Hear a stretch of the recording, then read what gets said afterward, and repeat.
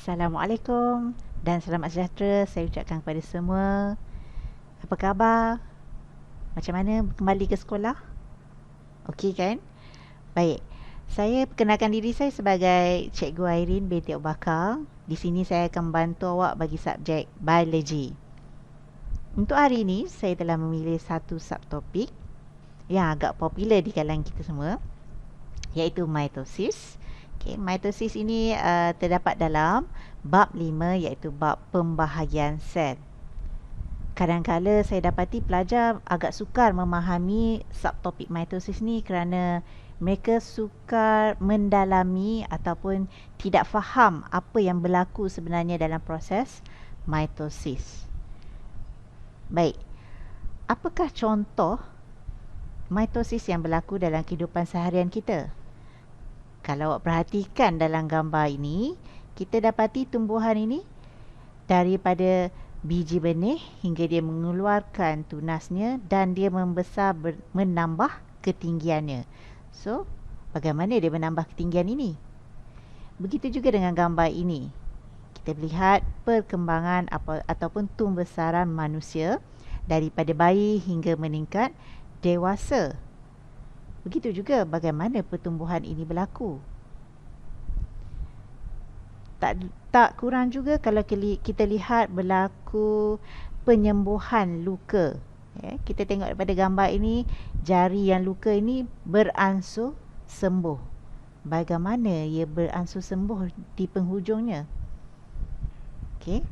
Kita boleh tengok juga seekor cicak bila dia diserang ataupun dia cuba melindungi dirinya, dia akan memutuskan ekornya.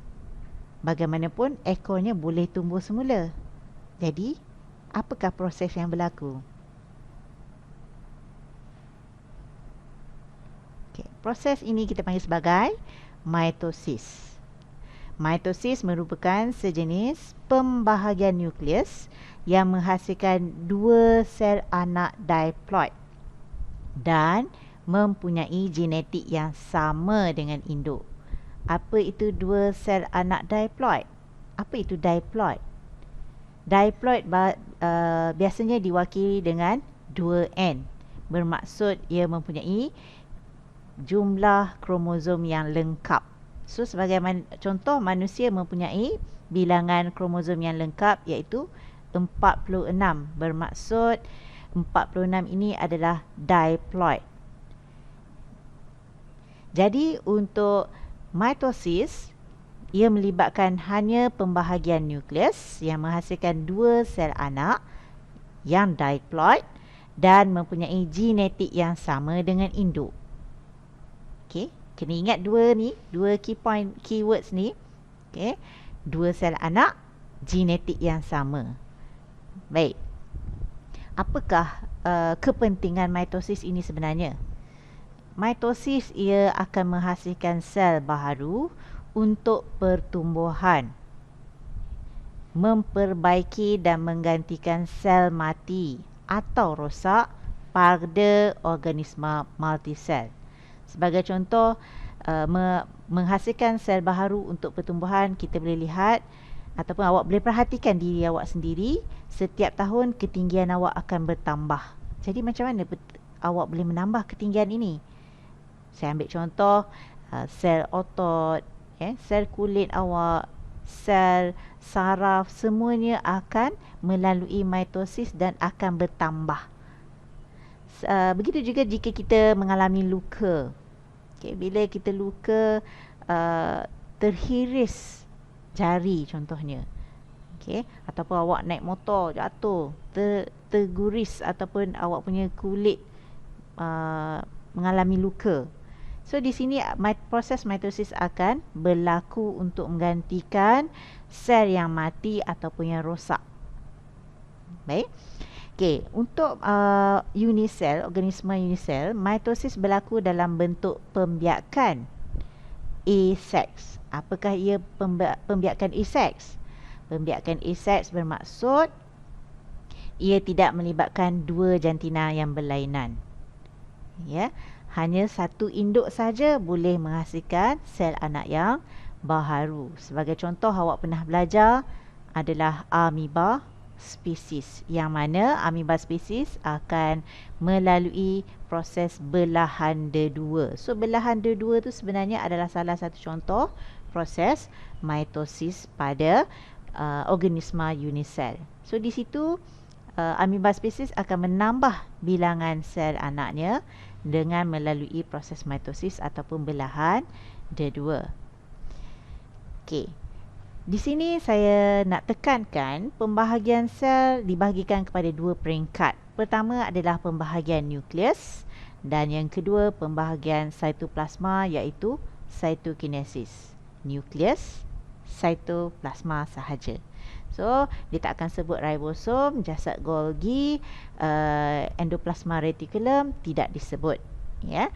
So, kita nak tekankan pembahagian nukleus, iaitu mitosis itu sendiri adalah pembahagian nukleus. Kemudian pembahagian cytoplasma ataupun cytokinesis. Bagaimana pula dengan organel-organel yang lain ataupun komponen sel yang lain? Baik, di sini awak akan perhatikan dengan teliti di mana ia terdapat dalam kita sel sebenarnya, cuma tidak di highlightkan. Ya, mitosis ni lebih ditekankan dalam pembahagian nukleus dan juga pembahagian cytoplasma. Okey, mitosis berlaku di dalam semua sel soma tetapi tidak di dalam sel pembiakan. Boleh bagi saya contoh sel pembiakan? Sel sperma dan juga ovum. Baik, dua jenis sel ini, iaitu sel pembiakan yang disebut tadi ialah sel ovum dan sperma tadi, dia melalui proses pembahagian sel yang khusus ataupun yang lain kita panggil sebagai meiosis. Selain daripada dua sel pembiakan ini melalui mitosis, itulah sel soma. Sel hati, sel saraf, sel otot, sel kulit ataupun sel epidermis. So sel ini adalah sel soma yang melalui mitosis. Hanya sel pembiakan sahaja tidak terlibat dalam mitosis. Sebaliknya, ada satu lagi proses khas yang dipanggil sebagai meiosis. Okey, jelas? Baik. Kita sel kita boleh bahagikan kepada dua fasa utama, iaitu interfasa. Di mana di dalam interfasa tu ada pula 3 fasa di dalamnya, iaitu G1, S dan G2. Selesai saja interfasa ini, sel tadi telah matang, akan menjadi sel induk. Dia akan memasuki fasa seterusnya, iaitu fasa M. So di dalam fasa M ni terdapat mitosis dan juga cytokinesis sehingga terhasillah dua sel anak diploid dan mempunyai maklumat genetik yang sama seperti sel induk. Selesai saja satu kitaran, sel anak tadi akan mula balik dengan interfasa. Di sini awak boleh perhatikan daripada carta ini. Okay. So G1 di dalam interfasa, di mana di dalam G1 ini sel anak akan mengalami sintesis protein dan juga sintesis organel. So di sinilah berlaku ataupun terbentuknya organel-organel lain. So saya cakap tadi, mitosis hanya melibatkan pembahagian nukleus, cytokinesis hanya melibatkan pembahagian cytoplasma. Jadi organel-organel lain akan dilengkapkan di dalam G1. Masuk fasa kedua, iaitu S. Fasa S iaitu sintesis DNA, di mana dua kromatik seiras dihasilkan. Seterusnya, fasa ketiga di dalam interfasa kita sebut sebagai G2. G ni dia merujuk kepada growth. Sebenarnya dalam bahasa Inggeris growth. Growth 1, growth 2. Kalau S tu S, synthesis of DNA. So G2 ataupun G2, sel akan terus membesar, menjadi matang dan kekal aktif secara metabolik. Ataupun kita boleh katakan, di dalam G2, sel anak tadi akan mengumpulkan tenaga. Tenaga ini banyak diperlukan di dalam fasa M nanti. Apabila sel ini telah cukup matang, bila masuk fasa M, tenaga yang dikumpulkan di dalam interfasa atau lebih khusus lagi dalam G2 akan digunakan. So, kita boleh perhatikan, kita sel ini, hampir 90% adalah interfasa. Fasa M iaitu mitosis dan cytokinesis adalah agak singkat, tapi ini adalah fasa yang penting untuk menghasilkan sel anak. Boleh faham kecatan ni? Baik, selesai sahaja sel anak ni tadi dengan interfasa dan masuk kepada fasa M iaitu fasa mitotik, dia akan melalui mitosis iaitu pembahagian apa? Ya, pembahagian nukleus. Seterusnya cytokinesis iaitu pembahagian cytoplasma. Maka kita tengok dalam carta ni, dua sel anak akan terhasil. So, dua sel anak ni adalah diploid dan mempunyai kandungan genetik yang sama seperti sel induknya. Okey. Sel anak ini akan mengulangi atau mula balik dengan interfasa. So, sel anak ni sekali lagi akan melalui G1, iaitu dia akan sintesis protein dan juga organel-organel lain seperti kloroplas, mitokondria, ribosom, jasad Golgi. So, di sinilah G1, sel anak ini akan melengkapkan organel-organelnya yang lain. Di mana di dalam fasa M tadi saya katakan dia hanya memberi penekanan kepada nukleus dan cytoplasma sahaja. Jadi dia akan teruskan dengan G1. Sel anak ni akan masuk G1, dia akan lengkapkan semula organel-organelnya supaya bila dia dah lengkap, dia dah masuk G1, dia dah lengkapkan dengan S, G2, dia dah cukup matang, dia boleh ulang balik fasa M dan seterusnya. Okay. Kita sel ini berlaku dalam keadaan yang terkawal, dalam kawalan. Ini kita akan lihat pada penghujung video ini nanti. Saya terangkan jika berlaku pembahagian sel yang tidak terkawal. Baik. Kita masuk kepada fasa M. Fasa mitotik. Terdapat 4 fasa mitosis. Kita ada profasa, metafasa, anafasa dan juga telofasa. Ada setengah pelajar dia nak mudah ingat, dia sebut sebagai Prof-Mat.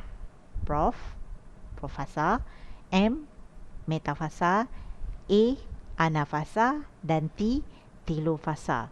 4 fasa ini terdapat dalam mitosis. Jelas? Baik, kita masuk kepada fasa pertama di dalam mitosis yang disebut sebagai profasa.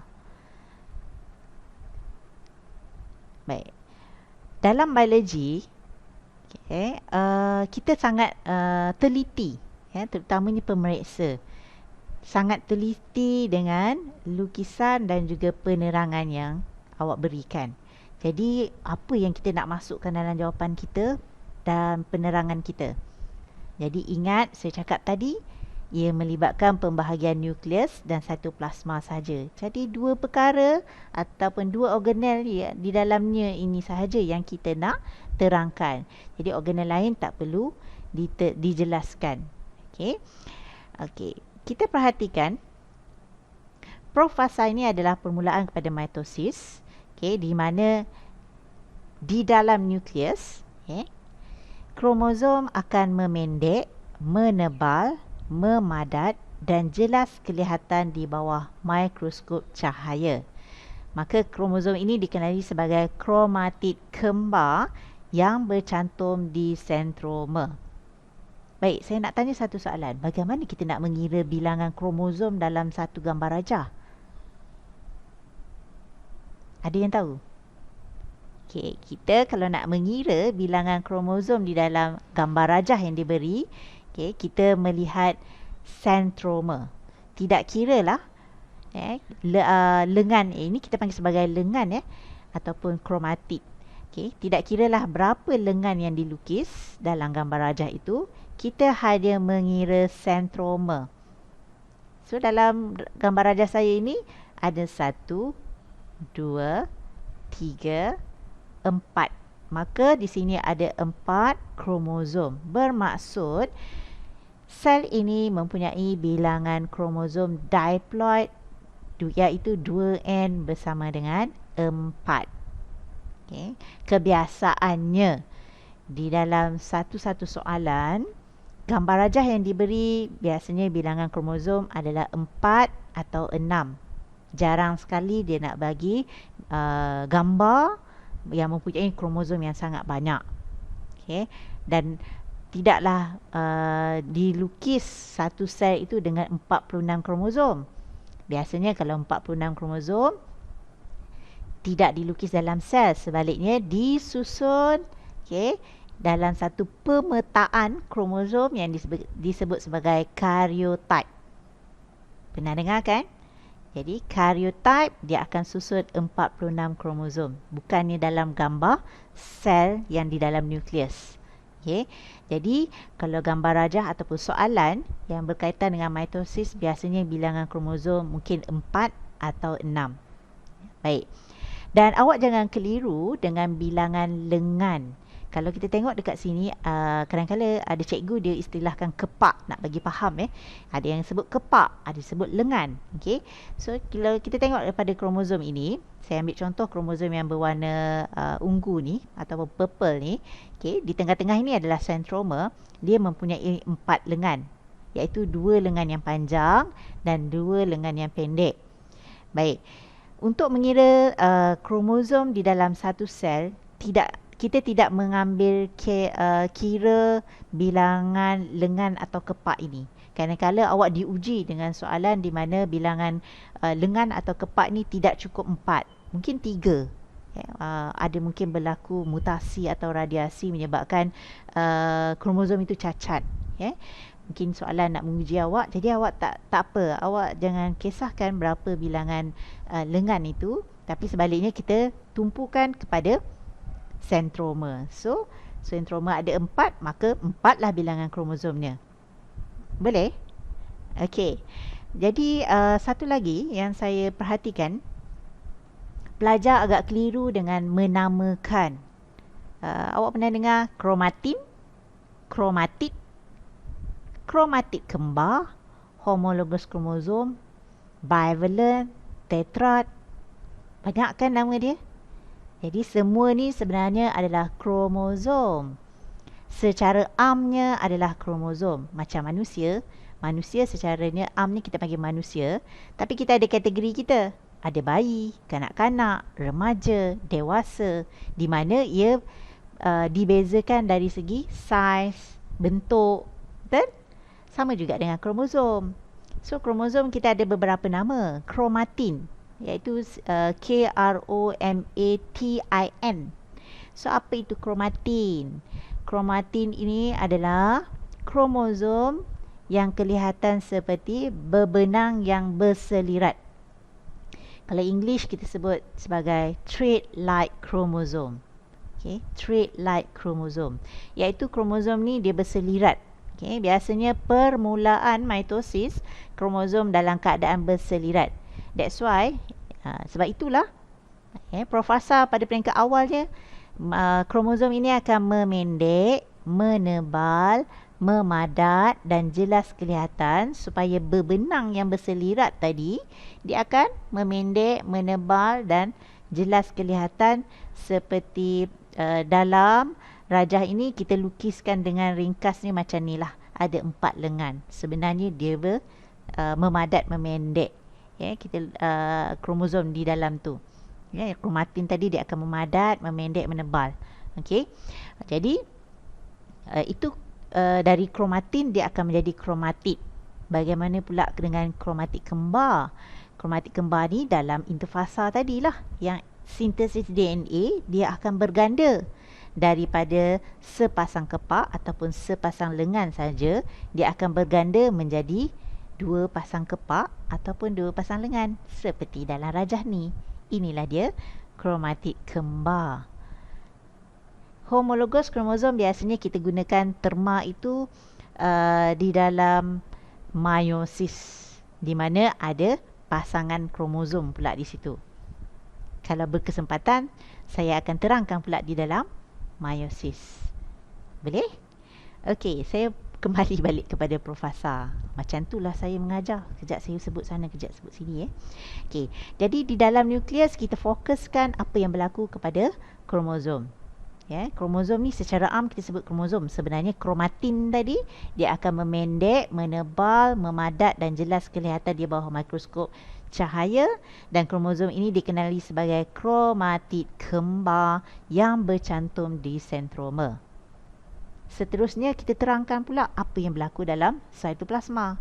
Kan kita nak cerita 2 tempat ini sahaja, nukleus dan cytoplasma. Jadi di dalam cytoplasma, gentian gelendung mula terbentuk di antara 2 sentriol.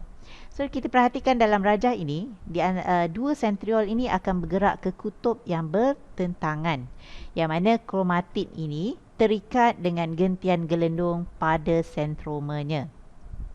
Okay, in English kita sebut sebagai spindle fiber. Betul? Jadi manakala kebanyakan sel tumbuhan, gentian gelendung terbentuk tanpa sentriol. Kena ingat ya, kemungkinan kalau keluar soalan mitosis pada sel tumbuhan, janganlah awak lukis pula sentriol.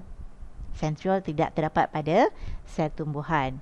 Okay, gentian gelendungnya terbentuk dengan sendirinya. Okay, kerana di dalam sel tumbuhan mempunyai banyak gentian ataupun fiber. Di akhir profasa nucleolus, iaitu satu bintik hitam di dalam ni, nucleolus akan menghilang dan membran nukleus terurai. So, bila awak diminta melukis diagram berkenaan dengan profasa ataupun mana-mana lukisan yang berkaitan dengan biologi, biasanya melukis 2 markah diberi. Pertama adalah lukisan yang betul dan tepat, dan yang kedua adalah label, 3 label yang betul dan tepat. Jadi awak kena label yang berkaitan dengan tajuk berkenaan. Kalau awak tengok diagram ini, dia melabel pada kromosom, kromatid kembar, sentroma, sentriol. Boleh juga awak labelkan gentian gelendung, membran nukleus dan juga nukleolus. Ini adalah bahagian-bahagian yang kita sebut dalam penerangan pada profasa ini. Boleh? Boleh ke awak nak label mitokondria? Tak perlu, sebab tak disebut dalam penerangan ini. Saya teruskan fasa yang seterusnya, iaitu fasa metafasa. Metafasa ini, selalunya saya ingatkan kepada pelajar, dia akan line up. Dia akan beratur. Line up at the metaphase plate. Apa yang line up? Of course, kromosom ataupun kromatid kembar. Ya. Jadi kita perhatikan di sini, kutub berada pada kiri dan kanan sel ataupun pada timur dan barat sel, ya. Jadi gentian gelendung adalah secara melintang, ya.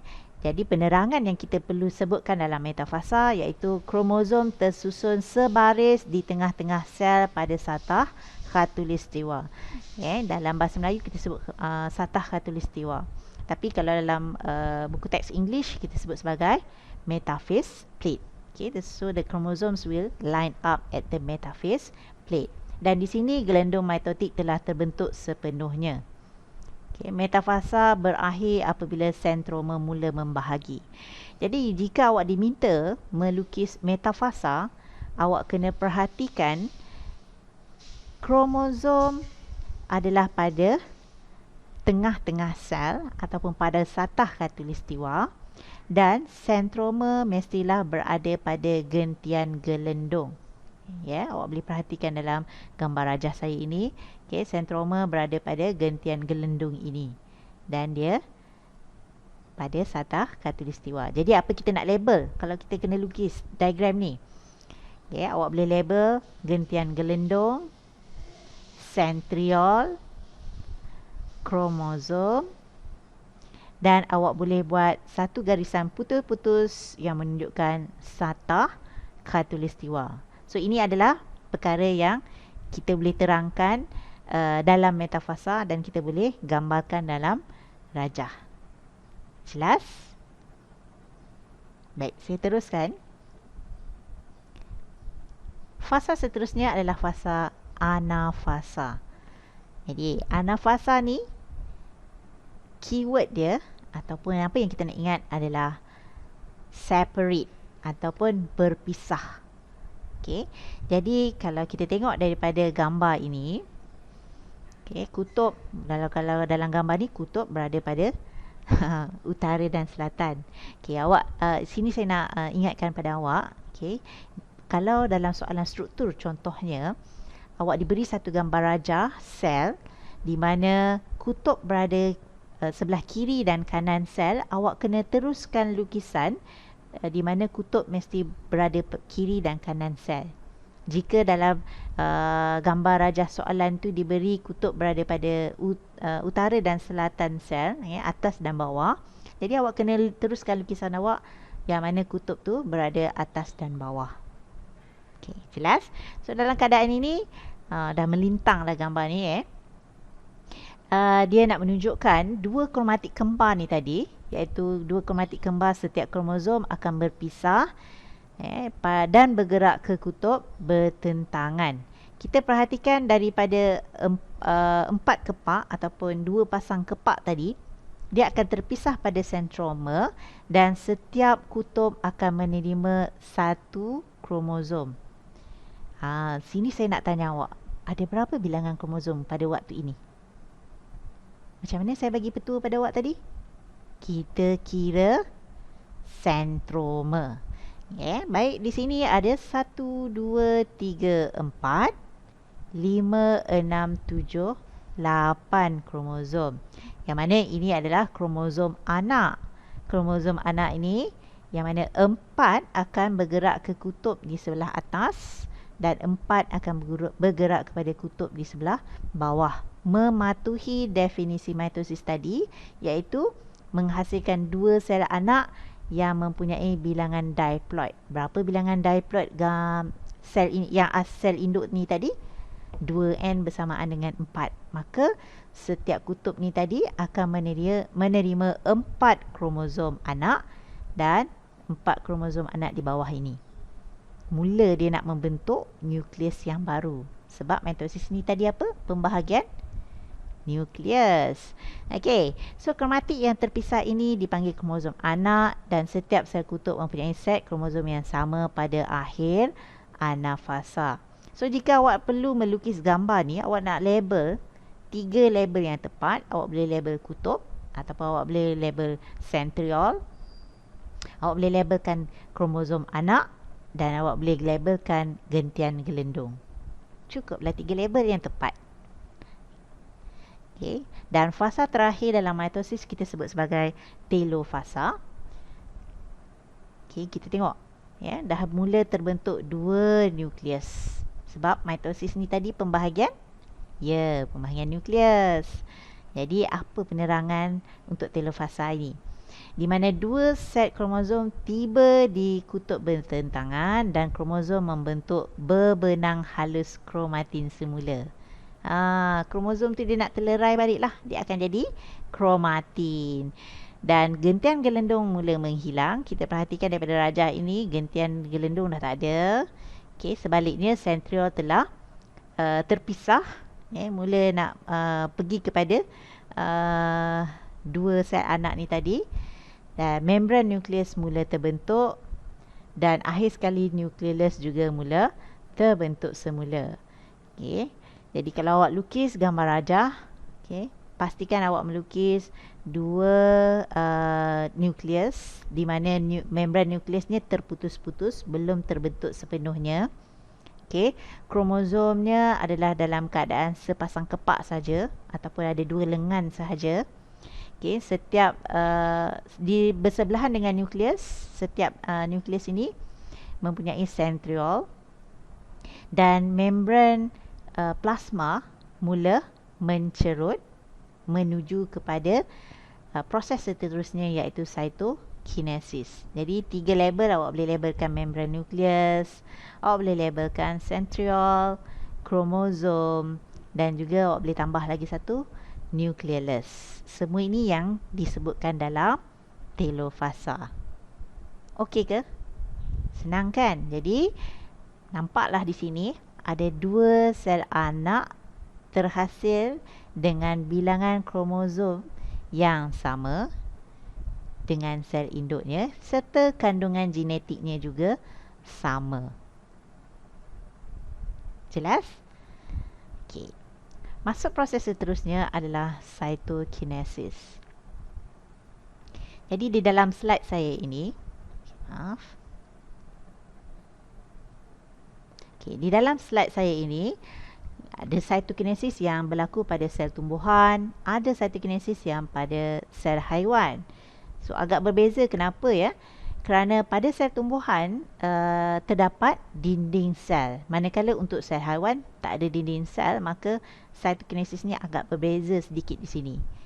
Kalau mitosis tadi yang membezakan antara sel tumbuhan dan sel haiwan hanyalah centriole sahaja.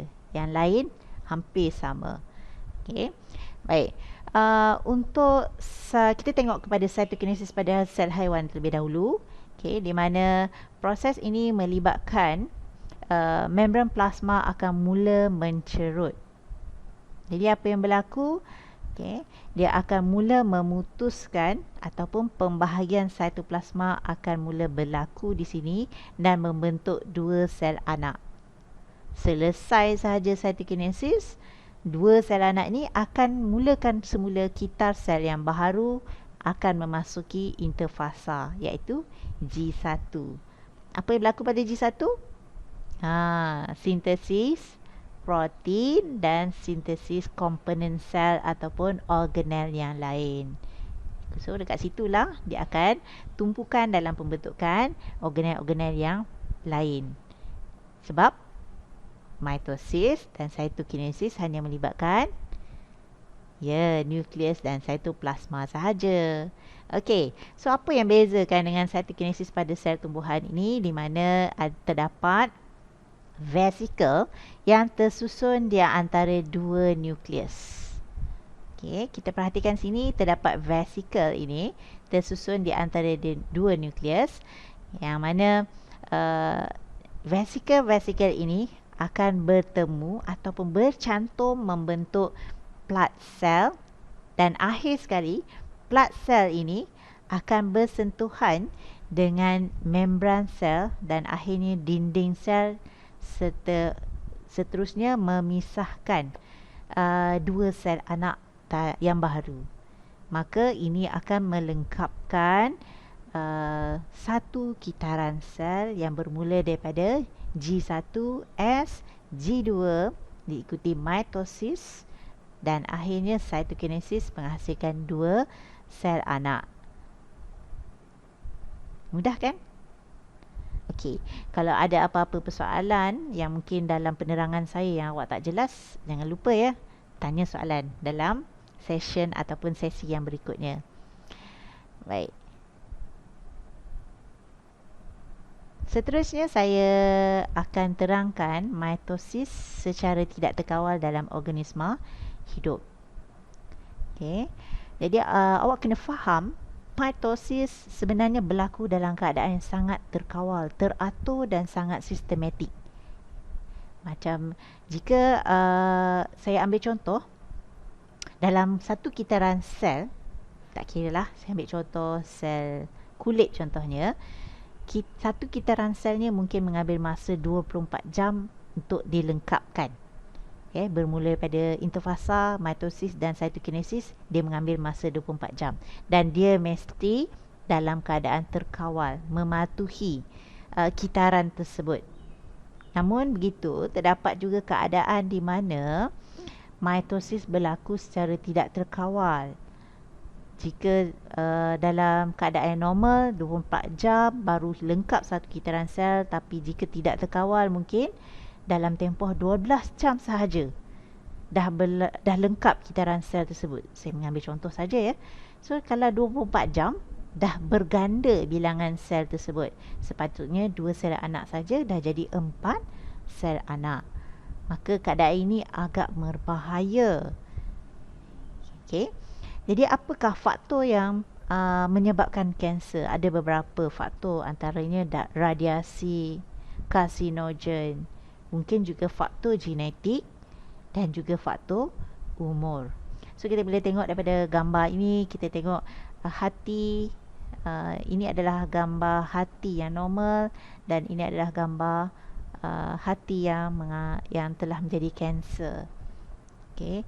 Ini adalah gambaran secara mikroskop, di bawah mikroskop tumor yang boleh didapati dalam satu-satu sel.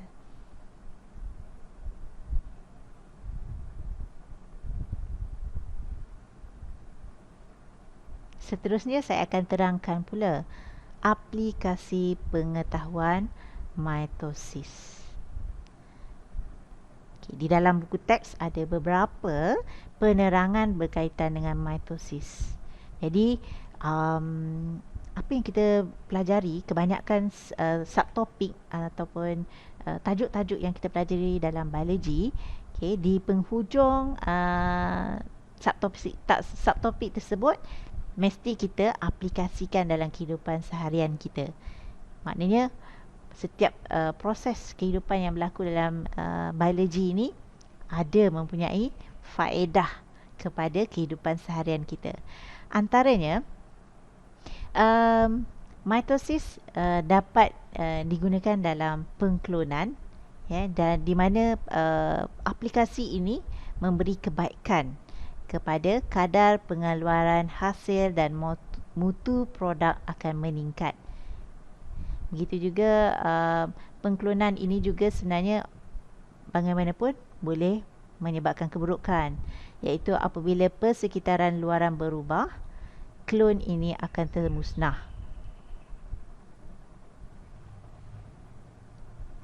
Sebagai contoh pengklonan pada haiwan, yang mana tidak melibatkan pembiakan seks seperti biasanya, yang mana penghasilan haiwan ini, dalam gambar rajah ni diambil contoh adalah kambing biri-biri. Anak yang terhasil ini bukan melalui pembiakan seks yang biasa kita faham lah.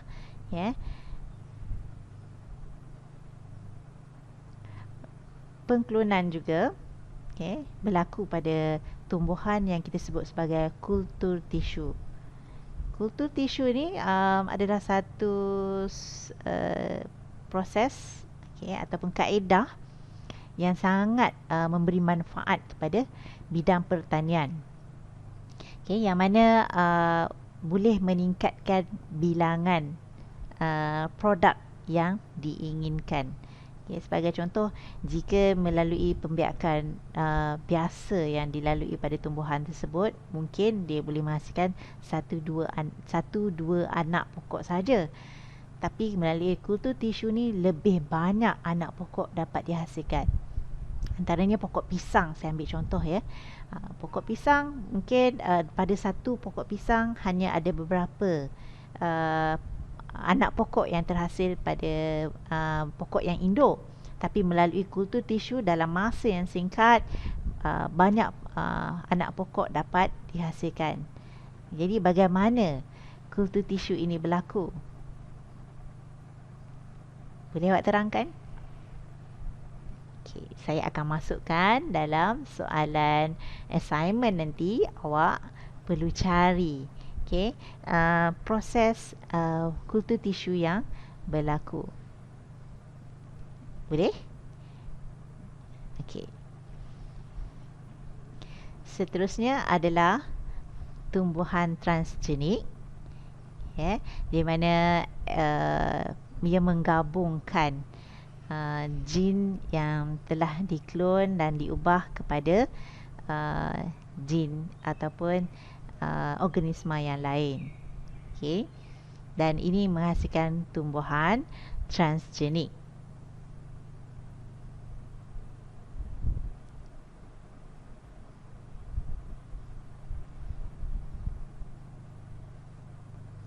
Baik. Pengklonan yang sangat popular yang pernah berlaku dalam dunia sains adalah penghasilan kambing disebut sebagai dolly.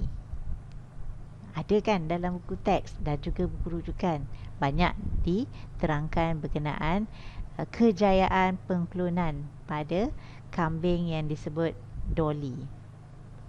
Okey, daripada sini kita tengok dua ekor kambing, iaitu satu adalah sel penderma yang diambil daripada biri-biri jantan dan sel telur diambil daripada biri-biri betina dewasa. Okey, yang mana dua ekor kambing ini tidak melalui pembiakan seks yang sepatutnya berlaku. Sebaliknya, satu eksperimen telah dijalankan di mana kedua-dua kambing biri-biri ini, yang jantan dan betina, mendermakan sel mereka. Okay.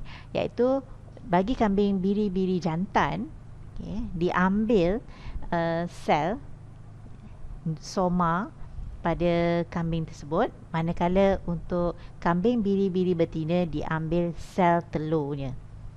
Okay.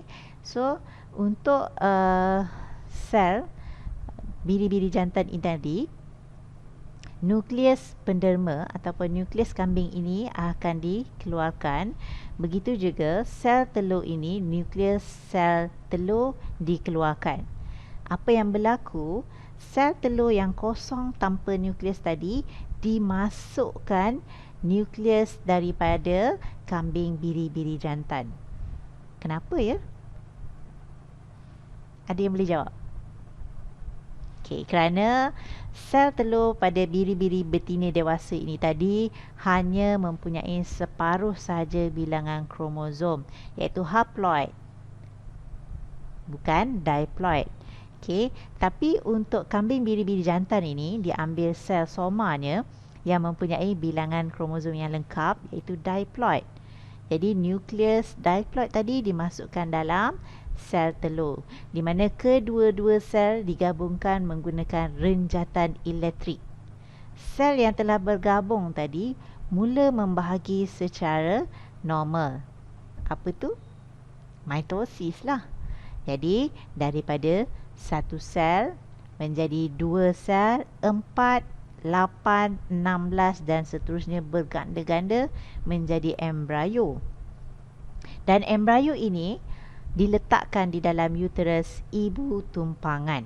So kita perhatikan, ibu tumpangnya adalah kambing biri-biri betina tadi, ataupun mempunyai ciri yang sama dengan kambing biri-biri betina tadi, kerana sel telur itu tadi bersesuaian dengan ibu tumpang ini yang mempunyai spesies yang sama dengan penderma sel telur. Dan embrio ini akan berkembang secara normal, dan akhirnya melahirkan anak biri-biri yang telah diklonkan. Boleh awak perhatikan ciri pada anak biri-biri ni? Ya, ia sama seperti penderma kambing biri-biri jantan ini, yang mana ia mempunyai kepala dan kaki yang putih, berbanding dengan biri-biri betina ni mempunyai kepala dan kaki yang hitam. Ya, maksudnya di sini dia akan mempunyai ciri yang sama kepada nukleus penderma.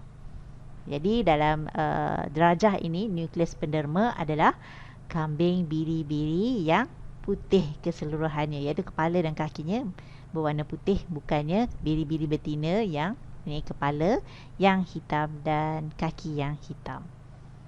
Okey, maksud di sini kita kena perhatikan penderma nukleus, ciri-ciri pada penderma nukleus, maka ciri itulah yang akan diwariskan kepada anak. Okey, jadi awak kena perhatikanlah kepada soalan. Mungkin dia tukar situasi. Okey, jadi apa-apa pun kita tengok siapakah penderma nukleus dalam proses pengklonan ini. Baik. Ada apa-apa soalan atau kemusykilan, awak boleh bertanya dalam sesi seterusnya. InsyaAllah saya akan bantu setakat mana yang saya mampu. Dengan ini saya ucapkan terima kasih kerana sudi mendengar penerangan saya pada hari ini. Assalamualaikum dan selamat sejahtera.